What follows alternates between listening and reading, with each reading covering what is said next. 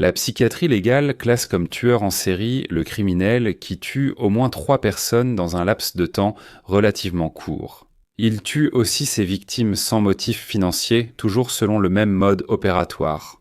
Et s'il vole un objet, c'est pour l'exhiber comme un trophée. La plupart des tueurs en série que nous connaissons sont américains. Cependant, malheureusement, le Brésil a aussi sa part de psychopathes. Après tout, qui ne se souvient pas du maniaque du parc ?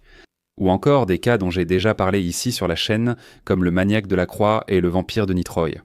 L'affaire d'aujourd'hui concerne un autre tueur en série brésilien, mais un homme qui a laissé une tache sur la société et, plus précisément, une profonde cicatrice dans 5 familles, donc 5 familles de Contagem, dans le Minas Gerais. 5 victimes féminines qui ont été enlevées, abusées et tuées par la même personne. Bien qu'il ait exécuté toutes les victimes de la même manière, par suffocation, il utilisait le premier objet qui lui tombait sous la main. Il a même utilisé un lacet, une tige de cintre et une ceinture de sécurité. Il a même eu l'audace, après avoir ôté la vie à l'une de ses victimes, de prendre son bébé encore vivant, âgé d'à peine 1 an et 2 mois, et de le placer sur les bras de sa mère, abandonnant ainsi le corps et le bébé. Sur les lieux du crime, il a pris ma sœur avec son fils d'1 an et 2 mois à l'intérieur de la voiture. Il faut du courage pour faire cela à une femme devant un enfant, non? Ce n'est pas normal. Aujourd'hui, vous allez découvrir l'affaire de Marcos Antunes Trigueiro, le maniaque de Contagem.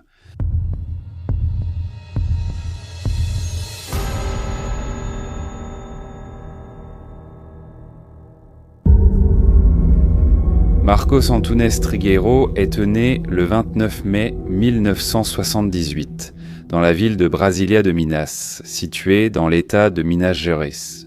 Il est l'aîné de 3 frères et sœurs. Ses parents étaient alcooliques et se disputaient constamment. Le père était violent avec la mère, ce qui a conduit celle-ci à donner les 3 enfants à des familles différentes peu après la naissance de la plus jeune fille. Bien qu'ils aient été séparés, ils ont tous grandi en gardant le contact les uns avec les autres. En entrant dans la vie adulte, Marcos a commencé à travailler comme peintre et chauffeur. Parce que c'était un jeune homme grand, aux yeux verts et considéré comme un bel homme, Marcos a réussi à avoir des relations avec plusieurs femmes, allant même jusqu'à reconnaître la fille d'une de ses petites amies comme sa propre fille. Mais malheureusement, elle est décédée à l'âge de 3 mois. Ensuite, il s'est marié avec une autre femme, appelée Rose Paula, avec qui il a eu une fille. On ignore la date exacte de son déménagement à Contagem. Mais ce que nous savons aujourd'hui, c'est que sa résidence là-bas est entrée dans l'histoire de l'État, en raison de toutes ses attitudes cruelles. Une série d'enlèvements de femmes à Contagem qui commençait par l'annonce d'un braquage fait par Marcos lui-même, se terminant par des abus et la mort. Le 26 janvier 2009, Adna Feitor Porto, âgée de 34 ans, est sortie pour rendre visite à 3 clients de son magasin de plâtre, dont elle était propriétaire, mais elle a disparu avant même de pouvoir rencontrer le premier client. Adna a été votre première victime. Connaissiez-vous Adna? Non. Comment avez-vous choisi Adna? Je marchais simplement, je marchais sans but, Et c'est arrivé soudainement. Avec Adna, y a-t-il eu de la violence? C'était consenti, n'est-ce pas? En discutant avec elle, elle a consenti, n'est-ce pas, l'acte. Et après le consentement, chacun allait de son côté, repartait vers sa destination. Ils allaient déjà partir, n'est-ce pas? Et c'est là que, soudainement, la situation a changé, elle a basculé. C'est là que l'acte a été commis plus. Elle a été maîtrisée par un agresseur armé? Comment passe-t-on d'une relation consentie à une relation violente? Eh bien, le truc, c'est la discussion. On a parlé, voilà, on a discuté. Et elle a fini par consentir. Peut-être, oui, peut-être qu'elle avait peur de l'arme, je ne sais pas. Il est difficile de croire qu'une femme abordée par un agresseur armé ait consenti à faire un tel acte. La voiture d'Adna a été retrouvée abandonnée sur la voie express du quartier Camargos à Belo Horizonte. Son corps n'a été retrouvé qu'environ 1 mois plus tard, dans une zone rurale de la ville de Sarzedo, au bord d'une rivière. Comme je l'ai déjà dit dans d'autres épisodes, ici sur la chaîne, la victime peut être morte, mais le corps parle et le corps d'Adna présentait des signes sévères de violence sexuelle. Autrement dit, rien n'a été consenti. La cause du décès a été l'étranglement. 2 mois et demi plus tard, Ana Carolina Menezes. À son sang, une commerçante de 27 ans a disparu le 16 avril alors qu'elle allait chercher sa mère au magasin où elle travaillait. Quand cette mère est sortie du magasin et a vu la voiture de sa fille partir sans elle au coin de la rue, elle a trouvé cela très étrange. Depuis l'intérieur de la voiture, Marcos a enlevé Ana, qui avait encore sur la banquette arrière son fils âgé d'à peine 1 an et 2 mois. Avez-vous vu le bébé dans la voiture? Sur le moment, non. Ce n'est qu'après que je m'en suis rendu compte et c'est là que je suis aussi entré en désespoir quand j'ai vu l'enfant. Pourquoi? Parce que au moment où j'ai vu l'enfant, là, j'ai pris conscience de ce que j'étais en train de faire. Bien que Marcos ait invoqué le désespoir en voyant l'enfant, ses actes après l'enlèvement ne correspondent en rien à ses paroles de remords. Ana Carolina a été retrouvée le même jour, déjà sans vie, à l'intérieur de sa propre voiture, étranglée avec un lacet de chaussures, à moitié nue et avec son fils endormi sur ses genoux. Le garçon ne présentait aucun signe d'agression physique et, tout comme Adna, Ana Carolina avait également subi des violences intimes. L'avocat de Marcos, Rodrigo Bisotto, qui le représente encore aujourd'hui, a déclaré dans une interview que malgré tout, son client avait eu un geste louable en laissant en vie le fils de sa deuxième victime. Étant donné que c'est lui qui a placé l'enfant sur les genoux de sa mère après l'avoir tué et a ouvert la vitre de la voiture pour qu'elle ne meure pas asphyxiée. Un souvenir de ce fait tragique et de son geste louable lié à Ana Carolina. Il a ôté la vie de la mère, mais il a placé l'enfant sur ses genoux et a eu le souci d'ouvrir la vitre de la voiture pour que l'oxygène puisse entrer afin que l'enfant ne meure pas. Là, Il a trouvé ma sœur avec son fils de 14 mois dans la voiture. Il faut du courage à quelqu'un pour prendre une femme, lui faire ça et regarder le petit garçon à côté. Ce n'est pas une personne normale. La troisième victime, Maria Elena Lopes Aguilar, âgée de 48 ans, était propriétaire de 2 magasins de confection, divorcée et avait 2 enfants. Le 16 septembre, 5 mois après le crime contre Ana Carolina, Maria Elena a disparu alors qu'elle rentrait chez elle. Maria Elena, tu as été prise devant la porte de chez toi, n'est-ce pas? Comment ça s'est passé? Tu vivais tout près, c'est ça? J'habitais dans le quartier, n'est-ce pas? Et moi, je rentrais chez moi. Là, il était déjà tard dans la nuit. Et c'est là que je suis tombé sur cette personne et malheureusement, je l'ai abordée, j'ai commis le vol. Et là, malheureusement, la même chose. Le lendemain, grâce au système de positionnement global de la voiture, sa famille a retrouvé le véhicule dans le quartier California, à Belo Horizonte. À l'intérieur, Maria Elena gisait morte sur la banquette arrière, étranglée avec la ceinture de sécurité et présentant aussi des signes de violence intime.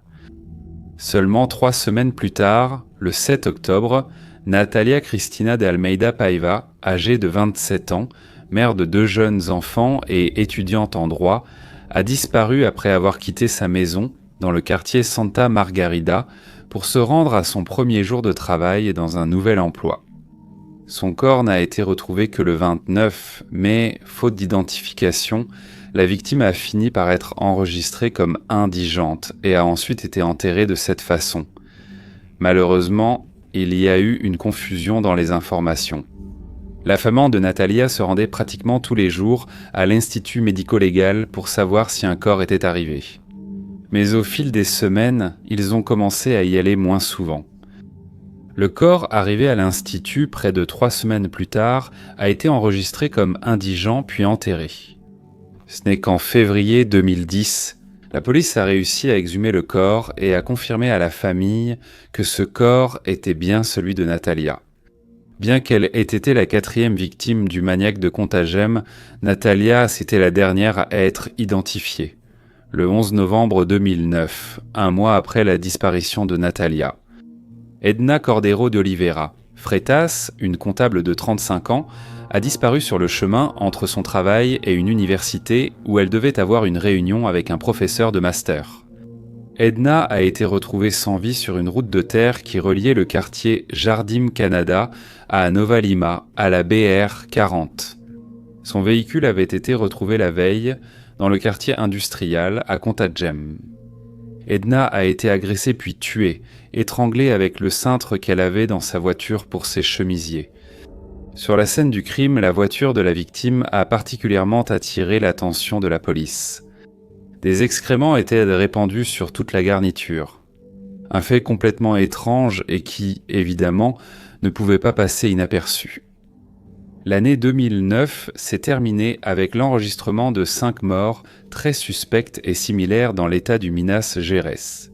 Mais il a fallu du temps pour que la police parvienne à relier toutes les victimes au même criminel, afin qu'ils puissent ainsi être capturés.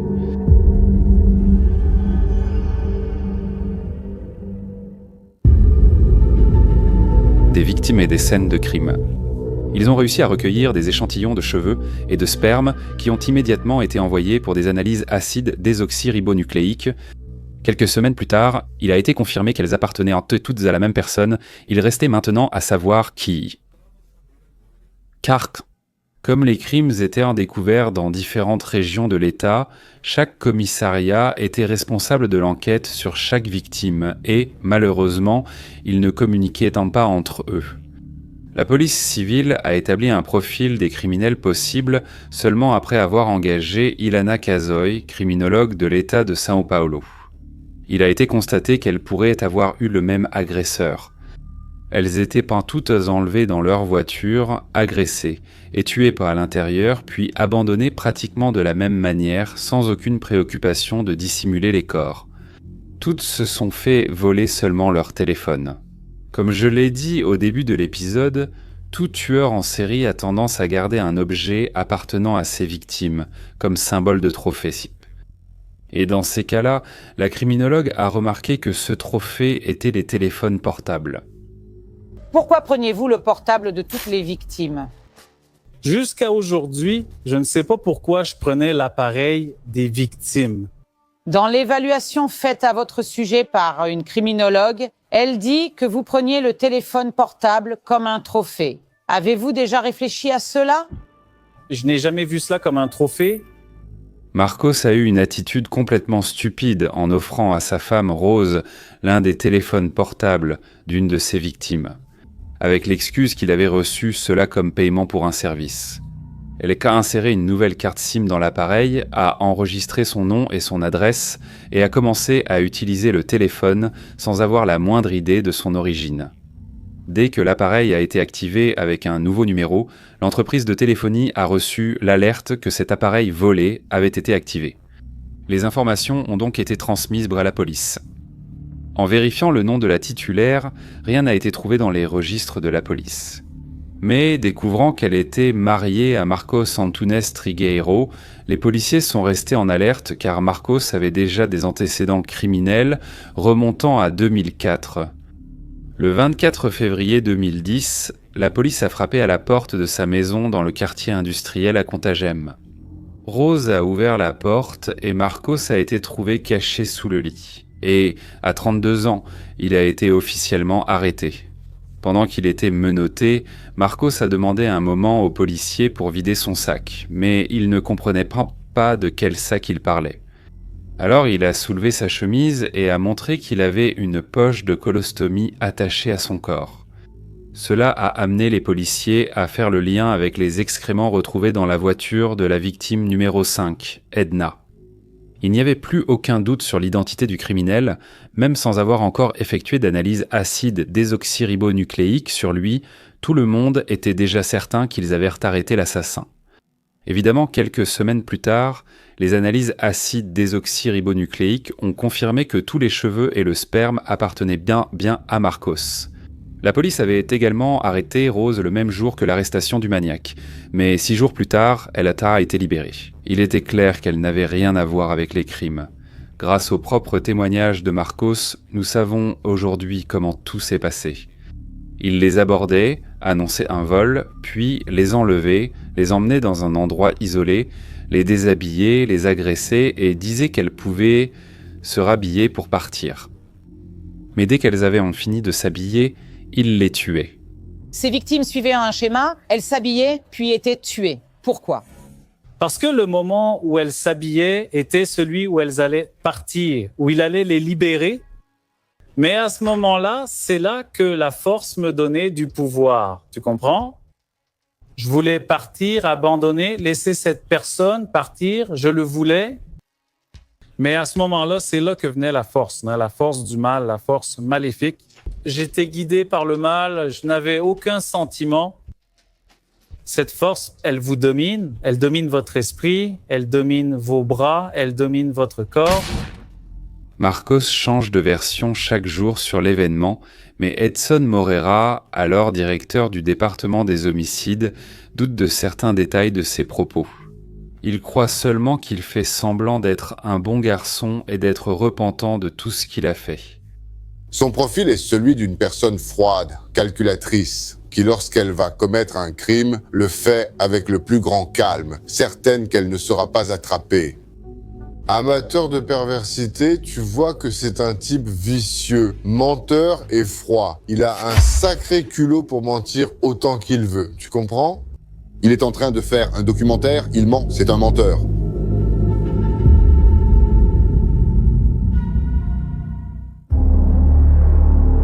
Bien que la police ait fait un travail acharné pour retrouver le maniaque, ce n'était pas la première fois qu'il avait été arrêté. Et, à cause de la justice, si ce qui s'est passé peut vraiment être appelé justice, Marcos a été libéré de prison par la grande porte, et avant de commettre les enlèvements et les meurtres de ces 5 femmes de Contagem, il avait déjà un passé horrifiant de crimes totalement brutaux. Le 7 septembre 2004, un policier routier à la retraite de 59 ans, nommé Odilon Eustache Ribeiro, qui travaillait comme chauffeur de taxi, a emmené sa femme à l'hôpital public de Bétim où elle travaillait. Et en sortant, il a été abordé par 2 hommes qui ont demandé une course. L'un d'eux était Marcos. En chemin, ils ont annoncé le braquage, mais en voyant dans le portefeuille de la victime qu'Odilon était policier, Marcos l'a exécuté. Tous ont été identifiés et arrêtés, et Marcos a avoué le crime au commissariat puis à la télévision le jour de son arrestation. Je voulais juste faire un braquage, mais il m'a montré son badge. J'ai vu que c'était un policier. Alors moi, après qu'il soit sorti de la voiture et ait relevé sa chemise, j'étais stressé, alors j'ai tiré. C'est arrivé. Cependant, près de 2 mois plus tard, le 29 octobre, Marcos a changé sa déposition, disant que ce n'était pas lui qui avait tiré. Et selon le juge, à l'époque, comme il n'y avait pas de preuves substantielles qu'il était l'auteur du crime, un mandat de libération a été délivré. 2 mois après avoir été libéré. Maintenant, en décembre 2004, Marcos est devenu suspecté d'être entré armé dans une pizzeria, d'avoir pris en otage tous les employés et clients, d'avoir volé plus de 8000 réés en espèces et en chèques, ainsi que le sac à main d'une cliente. Et après avoir tiré une balle dans le crâne de l'un des otages, Davi Ferreira Azevedo.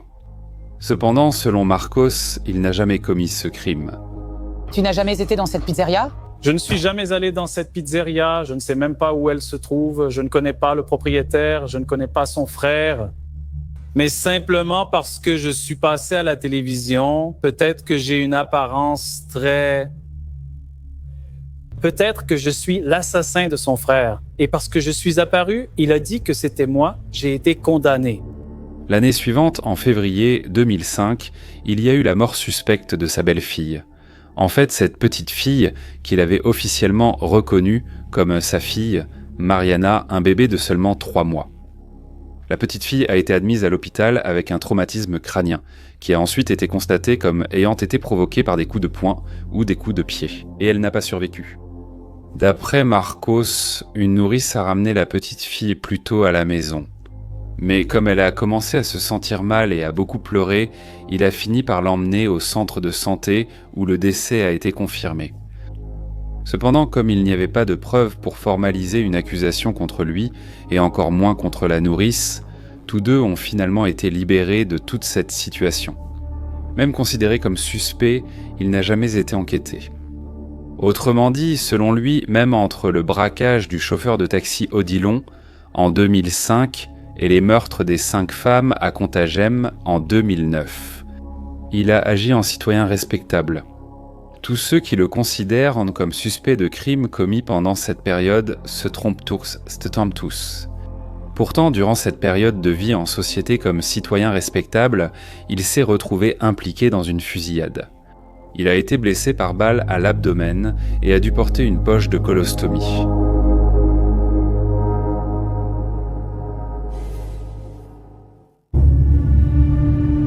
Chaque crime a été jugé séparément.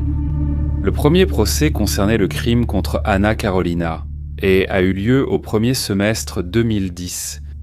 Concernant la mort de Maria Elena, le procès a eu lieu au second semestre. 2 ans plus tard, en septembre 2000, 12 Marcos a été jugé pour l'homicide d'Edna et en 2014 pour celui de Natalia. En 2015, il a été jugé pour le crime contre le chauffeur de taxi Odilon et confirmé comme le tireur.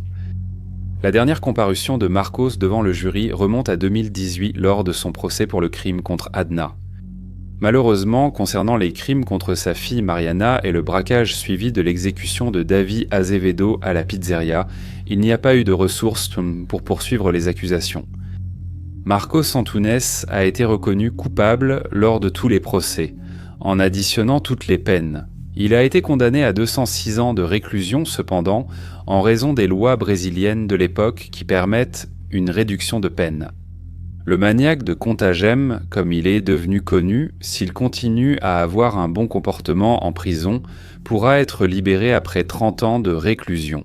En 2040... Vous vous voyez comme un tueur en série? Non, j'ai entendu des voix dire « tueuse, tue,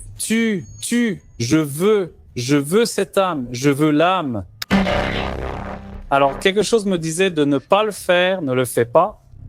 Mais quelque chose semblait plus fort que moi et m'a complètement dominé. Qu'est-ce qui te fait penser que cette force ne te dominera pas encore à ta sortie? Parce qu'aujourd'hui, pendant ces années où j'ai été en prison, j'ai découvert la vraie paix, la véritable. Tu entends encore des voix? Non. As-tu peur de réentendre ces voix? Non, parce que, comme ils le disent, ce qui est avec moi est plus grand que ce qui était avec moi avant. Actuellement, Marcos purge sa peine dans une aile séparée de la prison Inspecteur José Martinho Drummond, à Ribeirão da Neve, et il affirme être condamné à mort par les autres détenus.